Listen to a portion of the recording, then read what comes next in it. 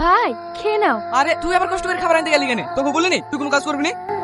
কি বাবা তোর খাবার কই? তুমি খেয়ে নাও ভাই, আমি পরে খাবো। হ্যাঁ এলে আবার দুর্ঘটনা হোক। থাম আমি খাই দিচ্ছি।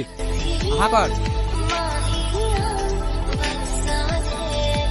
হ্যাঁ বল। তোমার কার্ডটা কোথায় রেখেছো? আমার আর 5 লাখ টাকা লাগবে। আরে সামান্য 5 লাখ টাকার জন্য আমার কার্ড কি করবি? দেখ আমার ওয়্যারড্রপে ক্যাশ রাখা আছে। Okay dad love you bye. Love you too my San.